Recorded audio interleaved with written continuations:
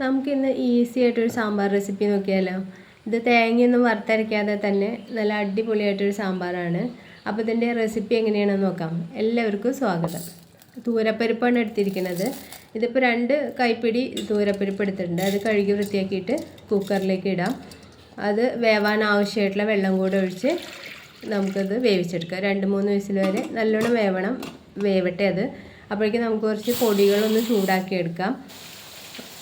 1 table spoon മല്ലിപ്പൊടി എടുത്തിട്ടുണ്ട്, 2 table spoon sambar പൊടി, 1/2 ടേബിൾ സ്പൂൺ മുളക് പൊടി, അതുപോലെ തന്നെ ഒരല്പം മഞ്ഞൾപ്പൊടി എടുത്ത് കരിഞ്ഞു പോവാതെ ഒന്ന് ചൂടാക്കി മാറ്റി വയ്ക്കാം. അപ്പോൾ പരിപ്പ് ഇപ്പോൾ വെന്തിട്ടുണ്ട്. ഇനി നമുക്ക് ഈ പരിപ്പ് ഈ കുക്കറിൽ വെക്കുകയാണെങ്കിൽ അതിൽ തന്നെ വെക്കാം, അല്ലെങ്കിൽ ഞാനിപ്പോൾ ഒരു പാത്രത്തിലേക്ക് മാറ്റി കൊടുക്കുന്നുണ്ട്. ഇനി ഇതിലേക്ക് ആവശ്യമുള്ള കഷ്ണങ്ങൾ ചേർത്ത് കൊടുക്കാം. ഞാൻ ഒരു ക്യാരറ്റ്, തക്കാളി, ഒരു ചെറിയ സവോള, ഒരു ഉരുളക്കിഴങ്ങ്, ഒരു ചെറിയ കഷ്ണം മത്തങ്ങി, പിന്നെ കുമ്പളങ്ങയുടെ ഒരു കഷ്ണം എടുത്തിട്ടുണ്ട്. നമ്മുടെ ഇഷ്ടത്തിനനുസരിച്ച് കുട്ടികൾ കഴിക്കുന്ന വെജിറ്റബിൾസ് ഏതാ വെച്ചാൽ അതും കൂടെ ചേർക്കാം. ഇനി ആവശ്യത്തിനുള്ള വെള്ളം ഒഴിക്കാം. ഈ പൊടികളും കൂടെ ചേർത്ത് ഉപ്പും ചേർത്ത് വേവിക്കാനായിട്ട് വെക്കാം. കുറച്ച് നേരം അടച്ച് വെച്ച് വേവിക്കാം. ഇത് മുഴുവനായിട്ട് വേവേണ്ട, ഒരു പകുതി മുക്കാൽ വേവാകുമ്പോൾ നമുക്ക് ഇതിലേക്ക് വെണ്ടയ്ക്ക ചേർത്ത് കൊടുക്കാം. വെണ്ടയ്ക്ക ആദ്യം തന്നെ ചേർത്താൽ അതാകെ കുഴഞ്ഞു പോകും, അതുകൊണ്ടാണ്.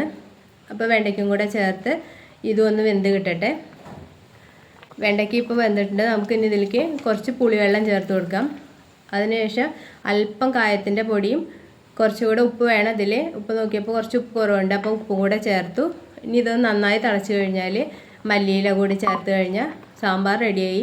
പക്ഷെ നമുക്കൊന്ന് വറുത്തിടണമല്ലോ, അതിന് വേണ്ടിയിട്ട് വെളിച്ചെണ്ണയിൽ കടുകും വറ്റൽമുളകും കറിവേപ്പിലയും ചേർത്തിട്ട് ഒന്ന് വറുത്തിടാം. അപ്പോൾ അങ്ങനെ ടേസ്റ്റി ആയിട്ടുള്ളൊരു സാമ്പാർ റെസിപ്പിയാണ്. ഉണ്ടാക്കി നോക്കിയിട്ട് ഫീഡ്ബാക്ക്സ് അറിയിക്കണം. താങ്ക്